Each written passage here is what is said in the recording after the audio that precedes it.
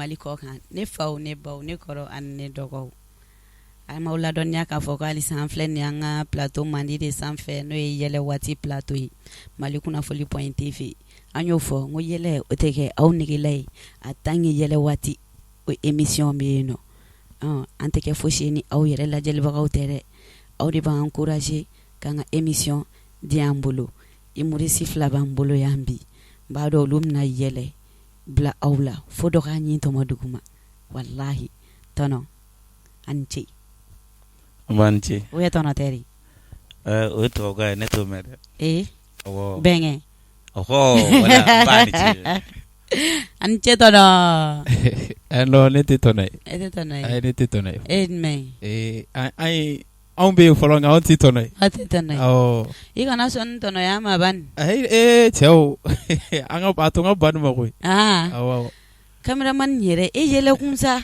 fɛn min t'i ɲɛ sira la i b'i ka caméra kɔfɛ a man ka baara la cɛ voilà ani ce n b'a ni ce an b'a daminɛ gauche fɛ wa ou droite fɛ i mana daminɛ fan o fan ne bɛ taa daminɛ droite de fɛ fɔlɔ ni yɛrɛ kɔgɔlen don cogo min na ne bɛ ka siran ka kuma ni fɛ yɛrɛ ne ni ne ci sisan ne bɛ kiiri t'a la e tɛ ka siran ɲɛ ne bɛ siran ɲɛ cogo di cɛ dɔ fasalen min ye t'o la dɛ i kana fɛnɛ layɛ tan ma nɔgɔn dɛ waso dɔɔni ani yɛrɛ yira dɔɔni ayi wasa i t'i yɛrɛ ɲɛfɔ an ye dɔɔni ok baasi tɛ n bɛ lamɛnbaga jɛkulu bɛɛ lajɛlen fo i n'a fɔ i yɛrɛ y'a fɔ cogo min na n'olu tɛ yen nɔ anw tɛ yen ne tɔgɔ Baco Munkoro u bɛ n wele ko Vieux Baco o de ye n tɔgɔ ye je suis un artiste comédien.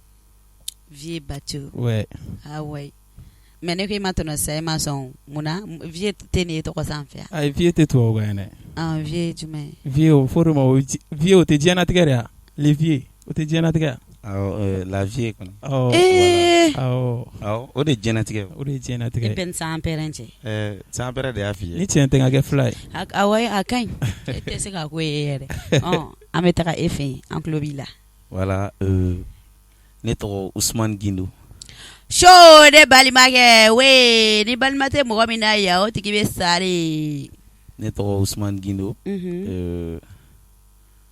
u bɛ wele Jikalani Zele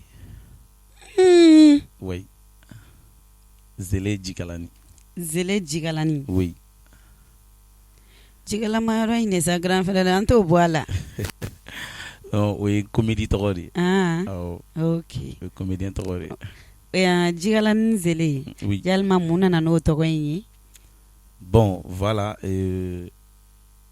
lorsque n y'a choisi ka kɛ comédien donc n terikɛ dɔ bɛ yen parce que yanni n y'a don comédie yɛrɛ la n bɛ se k'a fɔ ne yɛrɛ teriw n ka gɛrɛnnadenw ni minnu bɛ ɲɔgɔn kan olu de ye ne yɛrɛ poussé ka don comédie yɛrɛ la parce que n'an bɛ ɲɔgɔn kan je le fais rire donc n b'u layɛlɛ ni n nana gɛrɛn na bɛɛ bɛ nisɔndiya hali ni gɛrɛn sigira u bɛ n wele karisa na an ka baro donc o kɔnɔna la Jikalani ne terikɛ dɔ de tun bɛ yen an b'a fɔ ɲɔgɔn ma quoi ale b'a fɔ ne ma Jikalani ne fana b'a fɔ ale ma Jikalani an fila ka terme de don tu vois donc lorsque n y'a daminɛ ka comédie kɛ comme ni an kun nisɔndiyara a b'a fɔ ne ma Jikalani ne b'a fɔ ale ma Jikalani donc ne ko est ce que n tɛ n tɔgɔ kɛ Jikalani yɛrɛ siɲɛ kelen donc c'est pour cela n ye Jikalani dan na donc après ça Zele n ye film dɔ de kɛ théâtre dɔ tourner donc an kɔrɔkɛ dɔ bɛ yen ko Balamisa donc Balamisa de ye fɛn in lajɛ Balamisa y'a lajɛ a ye n wele téléphone na yɔrɔ bɛɛ a ko dɔgɔ Zele i tɔgɔ de ye Zele parce que i filɛ ka nin mun kɛ nin ye Zele a baara de donc i tɔgɔ de ye Zele donc o de ye Zele fara a kan o de ye Zele fara voilà k'a kɛ Jikalani Zele voilà waaw oui o diyara n ye an tɛ taa tonton Vieux fɛ yen tonton Vieux ok problème t'a la bon ne ka Vieux Baco in nana cogo min na c'est à dire depuis 2012 je suis dans le domaine donc fɛn min ye n poussé ka na domaine kɔnɔna la n kɔrɔkɛ dɔ bɛ yen ni bɛɛ lajɛlen b'a fɔ a ma fulakɛ Yɔrɔ Junior oui nous étions dans la même classe ensemble hali n'a sɔrɔ wagati dɔ la n tun bɛ fɛ ka décourager ale de tun bɛ na nɔfɛ n tɔgɔ talent b'i la donc na an ka jɛ an ka baara kɛ ɲɔgɔn fɛ depuis an bɛ taa balani show la fo ka na bɔ o la sisan alhamdulillah i n'a fɔ an b'a fɔ cogo min na an ye groupe dɔ créer an yɛrɛ ka na chez GCR groupe tɔgɔ ye GCR et bi je suis avec Zélé en bébé groupe kelen kɔnɔna la on travaille ensemble donc o hukumu kɔnɔna la n nana n sigi kan réfléchir don dɔ la donc il faut que n fɛnɛ n ka fɛn dɔ de yira public la pour que ka yira n yɛrɛ fɛnɛ bɛ se nin na donc an nana idée dɔ sigi film in kɔnɔna la ne de tun ye cɛkɔrɔba ye donc denmuso kelen bɛ n bolo Zélé même ale de tun ye n terikɛ film in na donc maintenant min yɛrɛ bɛ fɛn in filmer ale de ko ne ma ko donc ko n'o de don sisan ne tɔgɔ bɛ kɛ vieux bon ne ko n ko Baco in kɔni ne t'o to yen parce que ça c'est mon nom n tɛ se ka jɛ a kɔ donc vieux Baco nacogo bɛɛ filɛ ouais o diyara n ye vieux yalima e bɛ nin baara in na i y'a école kɛ wa non bon tiɲɛ yɛrɛ la ne ma école kɛ i ma école kɛ oui i n'a fɔ n y'a f'i ye cogo min na ne ye école professionnelle de kɛ oui à l'établissement Niarefra complexe de formation technique et professionnelle Niarefra voilà une école professionnelle de kɛ plus précisément Climglan voilà fura climatisation vieux Baco oui i bɛ baara in kɔnɔ depuis 2012 oui bɛɛ b'a dɔn nin baara in ma nɔgɔn effectivement yalima i ye gɛlɛya jumɛn ni jumɛn sɔrɔ a kɔnɔ ye pa a bɛna livre sɛbɛn non livre sɛbɛn tɛ c'est dit ko k'i ka k'an b'o bɛɛ lajɛlen fɔ an bɛ si yan nɔ diɲɛ natigɛ baara o baara kɔni mɔgɔninfin sani ka ɲɛ sɔrɔ a la i bɛ sɛgɛn n'i ma ɲɛ sɔrɔ fɛn o fɛn na sani i ma sɛgɛn diɲɛ fɛn o fɛn la sani ka ɲɛ sɔrɔ dis-toi que o tɛ fɛn ɲuman ye e yɛrɛ ma quoi baara in kɔnɔna an ye gɛlɛya caman sɔrɔ surtout dans la famille i bɛ taa sɔrɔ an ka famille la ne bɛ don nin ko in na wagati min na a tun man di n parents ye parce que a wagati bɛɛ tun b'a fɔ karisa i den a bɛ mɔgɔlankoloya de la mɔgɔlankolo baara de don a b'i danbe tiɲɛ a bɛ et tout comme ça donc ne ye n ka après ma 9e année ne tagara n tanti fɛ école la maintenant n ye baara daminɛ jusqu'à présent ka baara tila bɛɛ bɛ kɛ yen nɔ yɛrɛ de ya donc ne bamuso déplacera ka taa fɔ yen nɔ ka taa fɔ ne tanti ɲɛna ko ne bɛ baara min na a man d'a ye ko k'a dabila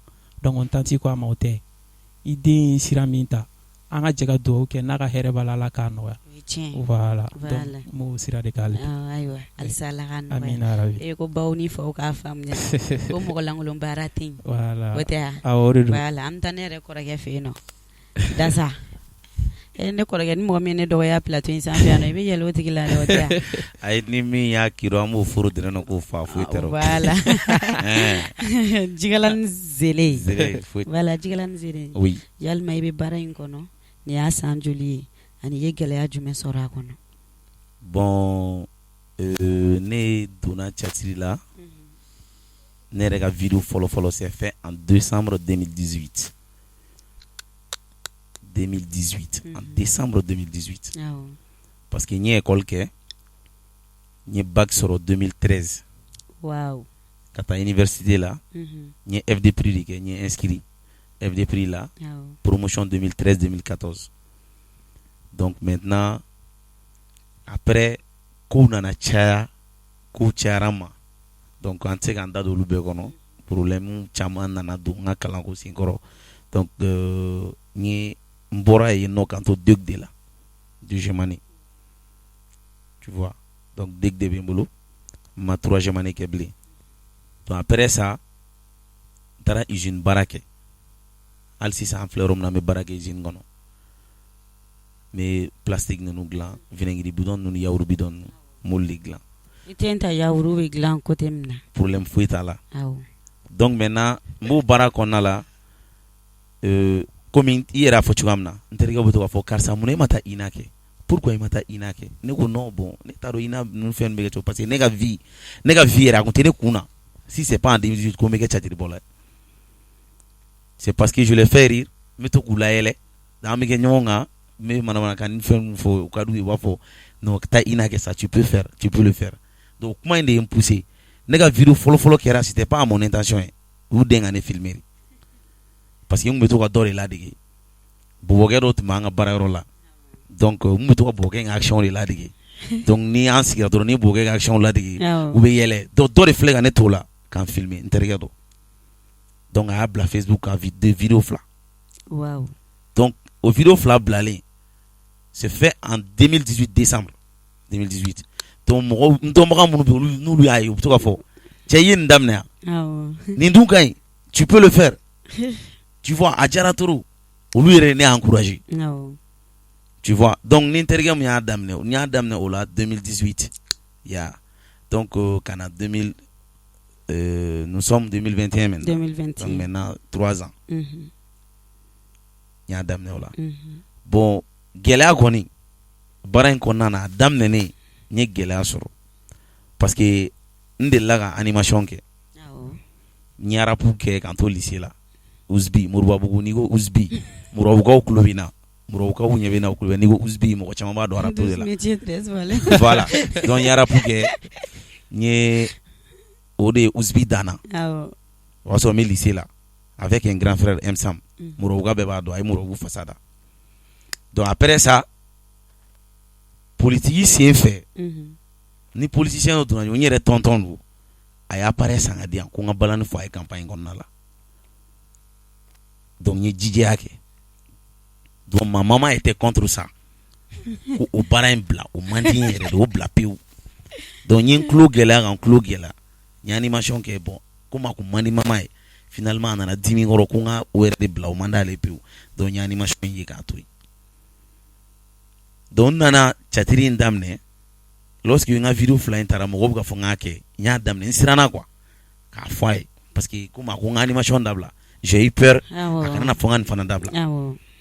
mais n nana kariya n y'a fɔ a ɲɛna a ko Usman i ma se ka jɛ ni chemin ninnu quoi pourquoi i ma jɛ nin ko ninnu kɔ donc il faut le faire mais n kɔni bɛ mun f'i ye i jija a kana kɛ mɔgɔ lankolon ye parce que mɔgɔ lankolon de bɛ yen baara lankolon tɛ yen i jija n ko awɔ n y'a mɛn bon o t'a bali gɛlɛya misɛnninw na tuguni a kɔnɔna la parce que n'i b'a kɔnɔ mɔgɔw société kɔnɔ mɔgɔw bɛ kɛ mɔgɔ genre dɔ de ye quoi Bɛɛ b'a ta fɔ.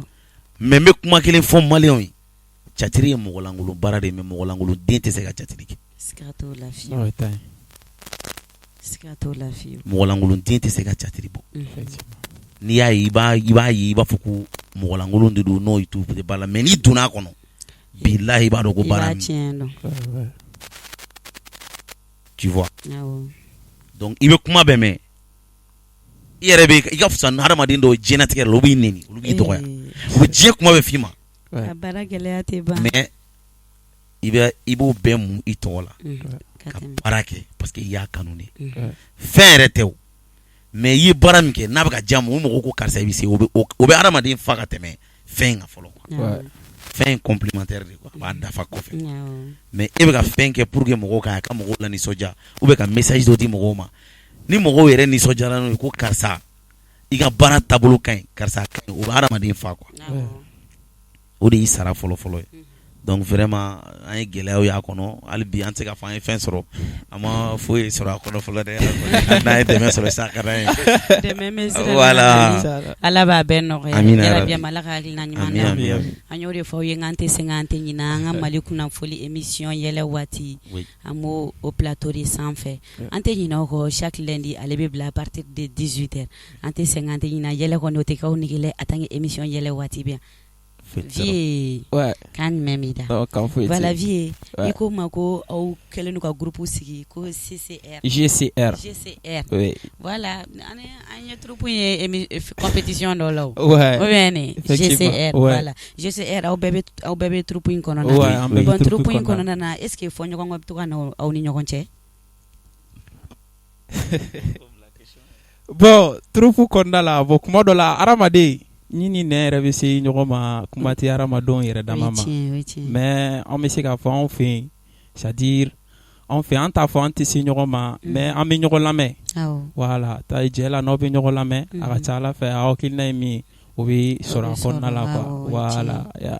Kuma dɔ la yɛrɛ aw bɛ se ka kɛ répétition na, Mhm. dɔ bɛ se k'a fɔ bon an ka nin yɔrɔ in bila, an ka nin ta. Mhm. Bon souvent a bɛ na ni aw bɛ mankan dala mankanni kɛ dɔɔni quoi. Dalamangani kɛ. Ya mais après aw b'aw sigi hakili jagabɔ, ça passe. awɔ Voilà.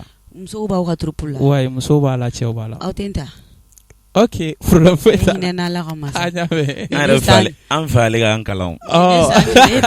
ne de san joli théâtre la hali mɔgɔ tɛ ne wele funɛ i tɛ na nin kɛ a ta Ala ka ma wa an ta Ah, non, dɔn sira la ɲɛ A bɛ ɲɛnabɔ. ok Ouais. n'aw ko ten tɔ Ouais. mais yalima ni mɔgɔ y'aw wele baptême ni fɛnw na aw bɛ taga baptême ni mariage la oui la GCR est prêt hali n'a sɔrɔ hali ni y'anw wele balani de la awɔ ni y'anw wele diɲɛ kɛnɛ o kɛnɛ kɛnɛ kan kan Ambitaga. Obita.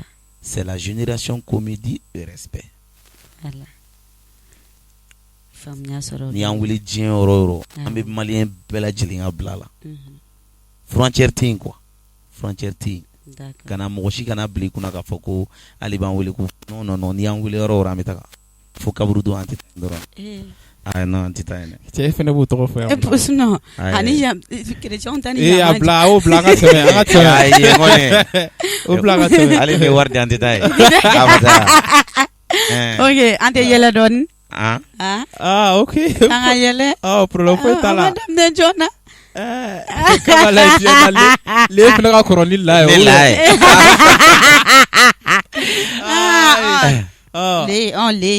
Le an b'i bolo. Ne de la ya. E de ka kɔrɔ ni la ye. Donc e le de ye la ye. Kala ɲagami tɛ nin na yan.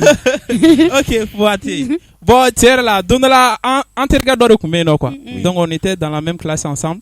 Et don dɔ la an ka DEF résultat de nana bɔ. Oui. Maintenant, le petit Aboula Trasso a contané bas. Il ne passera. Donc Aboula Dra n'a pas facile sur. Papa, Ndalafia. Fako, mais qu'est-ce qui ne va pas? Hein? Ako papa, il a Ndalafia ben. Fako bon, il y a pas de problème. Il veut faire mieux follow.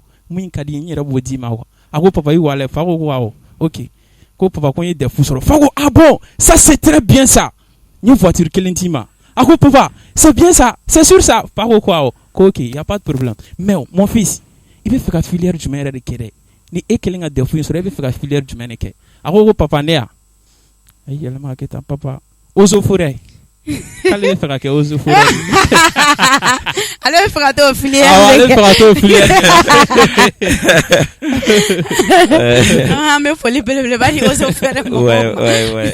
Donc, allez faire la Ozo Forêt. Voilà, allez faire la Ozo mais à Cloba là, il y a encore à Cloba là, voilà. Là, regardez. Ah, là, t'es né à Daïla, non. Voilà, là, ami boulot. Voilà. Le caméraman congolais, il est né, ça donne bravo. Ne reconnais qu'à fond de bozo, il fait ne madame. Parce que tellement de bozo dans mon fien, ne bozo dans ne badon. Direct. Ni bozo den la bozo den fitini ni i b'a la dɔrɔn i b'a sɔrɔ a ɲɛkili ni kɔngɔ ni bɔlen don kɔngɔ jɛgɛ ni kɔngɔ. Je vous le jure. On est bozo glan. Alors de on da on dɔgɔnɔw da mais on fana de bozo glan. O ye tiɲɛ non o ye tiɲɛ o ye tan yɛrɛ. Mais n b'a f'i ye sugunugura la bozo muso minnu bɛ jɛgɛ feere n'i taara u ka jɛgɛ feere sale bi yan kɔngɔ bi yan fana bi yan tɛbɛ bi yan non mais est-ce que b'u la dɛ. Ah bon? Don dɔ la ne taara ci la sugunugura la n nana tɛmɛ jɛgɛ sugu yɔrɔ la bozo ninnu caman bɛ yen an bɛ ɲɔgɔn dɔn quoi jɔnkɛ n ka jɔnmuso jɔnkɛ donc un jour u b'u ka feere la dɔrɔn i b'a dɔn denmisɛnninya la pikiri bɛ mɔgɔ dɔw sen jɛngɛ quoi donc dun bɛ taga ma u bɛ to ka sen kɛ tan quoi de ala ye bozomuso da a ma deli k'o mɔgɔya ɲɛna donc ne tɛmɛna n ye foli kɛ dɔrɔn jo dɔ de nana e mɛ k'a sen jɛngɛnen don pikiri fɛ quoi a bɛ ka to k'a sen kɛ tan a b'a sen kɛ tan a b'a kɛ tan a tɛmɛna bozomuso la dɔrɔn a dɛsɛra ka feere bɛɛ la a bɛ ka cɛ lajɛ a ko ɛ faama e tɛ nin cɛ in taama cogo la de e yɛrɛ n'a fɔ bonya na kira maa min na. Ale hakilila ko ni bon na kira mɔgɔ min na olu bɛ taga. Voilà ko de bɛ taga waati quoi tellement elle est escrotte. Voilà. Ne balimaw y'a dɔn aw bɔra ka nin lamɛn. Oui. Voilà yɛlɛ kɔni o tɛ k'aw negele en tant que anw bɛ yan nɔ. Inch'Allah. Lévier. Ouais. Kan jumɛn b'i da? Non, kan foyi tɛ. I b'a kan. Ouais. Ko ti baasi t'i la. Non, tranquille. Voilà Lévier. Ouais. Yalima projet jumɛn de b'i bolo dans le futur? I bɛ ka projet jumɛn labɛn ou bien projet hakilina jumɛn b'i bolo? Bon, dans le futur, projet caman bɛ n bolo. Projet caman bɛ yen. Parce que i n'a fɔ an yɛrɛ bɔra ka kuma minnu fɔ sisan. Projet caman bɛ yen, vidéo caman bɛ yen en place. Bon, komi an tɛ se ka kuma ka pan dɔw kunna. Parce que i n'a fɔ Zele yɛrɛ a kuma fɔ cogo min na. An bɛ ka baara kɛ fɛn min kan sisan pour le moment, ça c'est les villageois.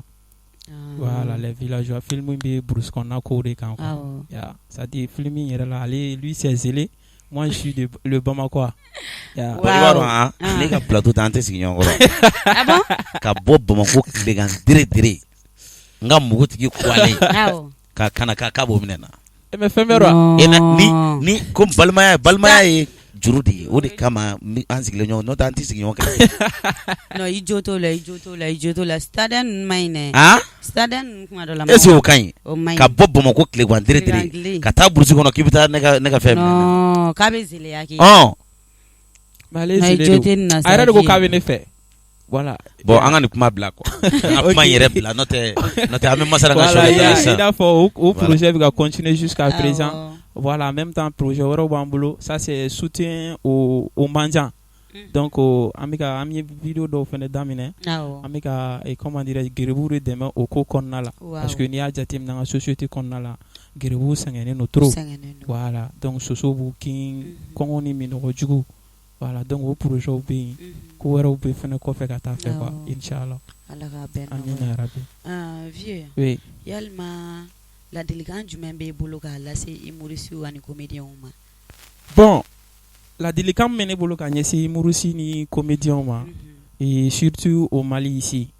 Ne kɔni bolo an bɛɛ de ye fa kelen ba kelen c'est la famille. Donc ko bamananw b'a fɔ ten kɔnɔkulu jɛlen de bɛ bi fɔ. N'an jɛra ka kɛ hakilina kelen a ka ca Ala fɛ an bɛ se ka ko caman ɲɛnabɔ. Voilà, donc an ka ɲɔgɔn kiritigɛba ni kuma caman ɲɔgɔn kɔfɛ kuma an k'olu bila. An ka tila an ka baara kɛ o de ka ɲi quoi voilà parce que n'i y'a mɛn jamana yɛrɛ an artistes de bɛ se ka jamana ka difficulté jamana kɔnɔdenw ka difficulté avouer quoi voilà donc n'an bɛnna a ka ca Ala fɛ an bɛ se ka nafa sɔrɔ en même temps jamana yɛrɛ bɛ se ka bɔ ko caman na voilà merci vieux an bɛ taa ne balimakɛ fɛ yen mais dɛrɛ kɔni basi foyi t'i la foyi tɛ mais nin ye min k'i la a tɛ to yen dɛ n'an bɔra plateau in sanfɛ a kuma tɔ bɛ kɛ fo n ka bɛlɛ k'a ɲimi ɲɔgɔn na awɔ a tɛ to yen fiyewu jigalanin voilà yalima projet jumɛn labɛnnen b'i bolo ou bien i bɛ ka projet jumɛn labɛn. Bon, projet mun bɛ yen comme c'est la même famille. C'est la même famille. Donc an bɛ groupe de la donc le groupe c'est la GCR. Donc an bɛ jɛ ka baara kɛ ɲɔgɔn fɛ. An bɛ ka baara kɛ projet min kan sisan o ye les villageois de. Nous sommes jeudi passé yɛrɛ 10e épisode bila la. Mais aw ka jugu. Bɛɛ y'an san joli hali mɔgɔ tɛ n wele k'aw k'an wele. An bɛ n'i ta i bɛ formation k'an kun sa. I bɛ formation k'an kun. I bɛ formation k'an kun. An bɛ kɛlɛ dɛ. Donc maintenant inchallah jeudi prochain fanu bɛ na 11e épisode sɔrɔ. Donc an b'o baara kan o ye le villageois ye. Comme a fɔ cogo min na projet wɛrɛ b'an bolo n'o ye geribuya ye. Donc an ye damadɔ k'ale la ale tɛ se ka lajɛ. Non fo ni kɛriti la quoi. Mɔgɔw ka galon bonda quoi ka taa taper dɔrɔn sur YouTube Vision Plus TV sur YouTube Vision Plus TV ni y'a sɛbɛn GCR geribuya i b'a sɔrɔ yen. Wow. A tɛ se ka lajɛ quoi. Mɔgɔ mana lajɛ n'o y'an wele u b'a fɔ an ye non ale kasira quoi. Donc a bɛ geribu de kan denmisɛnninw geribu bɛ ka traiter cogoya min na o projet fana b'an bolo an bɛ ka baara kɛ o fana kan an bɛ ka baara kɛ villageois fana kan. Bon ni seli ala ye seli ɲuman tɛmɛ donc a ka d'an ye fana ka tournaw daminɛ an y'o yɔrɔw ciblé fɔlɔ mais an tɛna fɛn fɔ mɔgɔ ye fɔlɔ donc an kɛlen don k'olu an bɛ k'olu baaraw kɛ parce que an kanubagaw bɛ yɔrɔ caman u b'an wele téléphone na donc a ka d'an ye ka t'u la ɲɛnajɛ quoi ka déplacer ka bɔ Bamakɔ yan ka t'u fana la ɲɛnajɛ u ka yɔrɔ la donc an bɛ k'o projets fana bila en cours inchallah. Ala k'a bɛɛ ɲɛnabɔ. Amina yarabi. Jigalanin yalima i bɛ folikan jumɛn b'i bolo ka lase i ɲɔgɔnna comédien ani humoristes ma. Bon folikan min bɛ ne bolo ka ɲɛsin u ma o de ye an k'an cɛsiri. An bɛ don min na i ko bi jamana in kɔnɔ lagosi min dalen bɛ anw yɛrɛ comédiens kan Ala de b'a dɔn jamana in kɔnɔ. Donc an kan ka o de bila an kunna k'an cɛsiri k'a yira an bɛ baara min na mɔgɔ lankolonya tɛ ka ko ɲɛnama kɛ ka yira mɔgɔw la ka vidéo ɲɛnama kɛ ka message k'a kɔnɔ k'a yira mɔgɔw la ka mɔgɔw ladi parce que un artiste quand tu deviens un comédien là e fana bɛ n'a fɔ i bɛ prêche de kɛ parce que i bɛ vidéo mun kɛ n'a bɛ publier mɔgɔw de b'a lajɛ a bɛ se ka i bɛ idée ɲuman de k'a kɔnɔna la mun bɛ mɔgɔw bilasira i kana na ko k'a kɔnɔ mes génération tiɲɛ ou bien min bɛ na ni lagosi ye ka ɲɛsin jamana ma. Donc ne b'o ladilikan de di comédien bɛɛ lajɛlen ma, an k'an cɛsiri an ka dɔ fara an ka baara kan. Mɔgɔ i kɛra cogo cogo i tɛ se ka ja bɛɛ ye, i y'a faamu wa? I bɛ baara kɛ i bɛ sa, dɔw t'a f'i ye ko non ko i bɛ baara kɛ mais i ka baara kɛ au moins i kanubagaw i k'olu lawasa, minnu i kokɔrɔma don i k'olu kunna wolo, i k'a yira k'e fana tɛ maa lankolon ye. Donc ne b'o o ladilikan de ɲɛsin Mali comédien bɛɛ lajɛlen. An ka ɲɔgɔn minɛ, an ka kɛ kelen, an ka kɛ fa kelen, an ka kɛ ba kelen. Kɛrɛnkɛrɛnna n kɔrɔkɛw n'i y'a mɛn anw yɛlɛla chemin in kan bi, dɔw de y'a kɛ an y'a ye ka yɛlɛ a kan. Donc u ka bɛn, u k'u bolo di ɲɔgɔn ma, u ka ɲɔgɔn minɛ, u ka fɛn bɛɛ to yen. Ninnu tɛ kelen o, est-ce que ninnu ye kelen ya? Donc hadamadenw tɛ se ka kɛ kelen. Anw b'an ka vidéo kɛ téléphone de la, ni Baco, an terikɛ dɔ bɛ Tenteba, a bɛ GCR film na, Tenteba de b'a filmer téléphone na k'a monter, tu le connais Tenteba, a b'a filmer téléphone na k'a monter. Mais an taara yɔrɔ fɛ yen, Bintu yɔrɔ, n t'a dɔn n'i b'a dɔn. Merci. C'est là-bas on a rencontré Balamsa et puis Zé Carlos, le trio. An b'an profiter k'u a y'a sɔrɔ yɔrɔ bɛ, voilà, an ka foli belebeleba b'u ye, trio ye nin wagati in na. Donc an bɛ taa baro kɛ yɔrɔ fɛ yen, an ye kɔni muri denmisɛnninw ye, an ka d'anw ye u k'an dɛmɛ ka sira jira an na. Yen de Balamsa de ye Vision Plus contrat ɲini ka d'anw ma. U b'an conseiller, u ma datugu an ye tile kelen. U y'an minɛ i b'a fɔ dɔgɔninw quoi. N'u bɛ se ka opportunité kɛ k'anw lajɛ yɔrɔ o yɔrɔ u b'an nataga yen. N'an taara u ka so, an b'an ka so quoi. Tu vois. Donc u ye dayɛlɛ an ye et puis u bɛ conseil d'an ma, karisa aw kana nin kɛ baara in kɔnɔ, a ye nin kɛ, aw kana nin kɛ, sinon an ma école kɛ dɛ, an ma INA kɛ, an ma conservatoire kɛ, an m'o kɛ. Mais an fana tɛ fɛn kɛ n'an ma sara u la. N'an bɛ fɛn fɛn kɛ an b'a sara u la. U b'a fɔ bon donc a ye nin kɛ, aw kana nin kɛ. Donc ne bolo Mali comédien an bɛɛ ka kɛ ten. An bɛɛ ka kɛ ten, an ka dayɛlɛ ɲɔgɔn, an ka ɲɔgɔn dɛmɛ. O de bɛ se k'an bɛɛ lajɛlen bɔ nɔgɔ la. Donc o yɔrɔ de bɛ n bolo ka ajouter kuma in na. Merci. Oui. Jigalani. Tɔnɔ vie Baco. K'i ka tɔnɔ bɔ a kan. A fɔra k'i bɛ dɔnkili da dɛ, ne tun b'a fɛ k'i kan filɛ. I b'a dɔn han, Bamakɔ musomaninw filɛ nin ye u ka tɔnɔ kana sɔn a ma dɛ. O cours la n'u ye k'a f'i ma ko tɔnɔ dɔrɔn, i y'a dɔn sunkalo daminɛna, seli tɔ man jan. Selimafini sɔngɔ don t'i bolo ba. An k'o bila pewu. An k'o bila pewu. Tɔnɔ. Seli se tɛla don. Ala tɔnɔ, i kan la fila ma sa. Ok, problème t'a la. Mais jeli de ne se nin bɛɛ lajɛlen ma quoi. Wa n'aw bɔra n'i bɛ min k'a la i b'o k'a la. A bɛ se dɔnkilida la dɛ. Ni ne y'a kɛnɛ kan m'a furu dɛnɛ nɔ k'a fɔ. A tɛ si la o. Ayi fo ka. A tɛ si la. Ok, problème foyi t'a la. Ko ni mago bɛ kunnafoni tuma na bi, i jigi sɛmɛ Mali kunnafoni, ninnu kɛra jigiya ɲuman de ye. I ye Mali kunnafoni. Min foli lase lamɛn jama bɛɛ ma, cɛ n'aw tɛ anw fɛnɛ tɛ yan.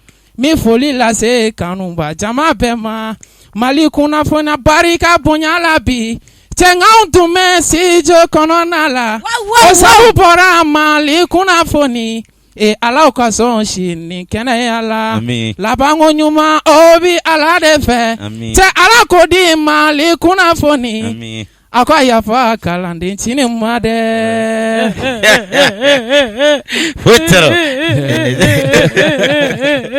Bon ni bɛ kuma da a bɛ hakili jigin ko caman na parce que wagati caman tɛmɛna. Auparavant tiɲɛ la balontan de tun ye n ka rêve yɛrɛ mais Ala barika la a ma se ka ɲɛ n bolo. Parce que a wagati baarakɛbaga tun tɛ ne bamuso bolo so, ne kelen de tun y'a ka baarakɛla ye. Donc kuma dɔ la yɛrɛ ne bɛ taa nakɔ sɔn na min t'o la, n bɛ razor bila dɔrɔn n bɛ pulukutu ka taa wo fɛ, n bɛ na n bɛ bugɔ. C'était tellement dur. O ka d'e fana ye, o ka d'e fana ye, parce que an ka technicien bɛ yan nɔ, o ka d'o ye dɛ. Non ne n'ale ka wo suguya tɛ kelen ye. Wa e filɛ k'i b'i pulukutu ka don wo kɔnɔ. Bon, tu tuma dɔ la- la. non tun t'a kɛ c'est du non naturel et c'est le don naturel Voilà. voilà hali kilasi kɔnɔ souvent ne tun bɛ maloya ni fɛn ninnu na Ouais. yan tun bɛ maloya mais kuma la ne ye n sigi kare kɔnɔna la Ah. walayi mɔgɔw tɛmɛtɔ tun bɛ na wari di yan ekɔliso da la Ouais. kuma la fo n bɛ wuli ka boli ka taa Yeah. Ne kɔrɔkɛ Ouais. ale ye dɔnkili da e b'an layɛlɛ. O de don. O Ay, de don. donc o de don. E ale coro k'ale bɛ se dɔnkilida la donc e b'an layɛlɛ. Foyi tɛ rɔ. Ou bien o de tɛ. Ah, o de don. Ah. I bɛ tɛmɛ ni kow ye. Jagoya. Jagoya. Jagoya la. Gardiw bɛ da la dɛ. Ok, ɲa. Non, mais je vais pas vous mentir. Ça c'est sûr. Ni kɛra j'étais dans la classe mais a kɛra ne yɛrɛ ɲɛna. Oui. Sérieusement. Hein? An dalen don i An la dalen sa. don i la o, an ka An taa. dalen don i la. Ok. Quant au 9e là, Ahun. moi je fais le DF en 2008. Oui. Dictée question. Oui. Ahun. Donc, vous soulignez les mots-clés. Oui. Et puis, professeur va faire épeler les mots. Mhm. Par exemple, si on vous demande d'épeler le verbe danser, Mhm. celui qui est de danser s'écrit D-A-N-S-E-R. Awɔ. Par exemple, épeler chanter. Awɔ. Chanter s'écrit C-H-A-N-T-E-R. Awɔ. Il y avait une fille dans notre classe, un jour, monsieur les femmes, le mot femme, c'est une femme soulignée, qui peut m'épeler femme. Depuis l'école, on avait 6 mois d'études.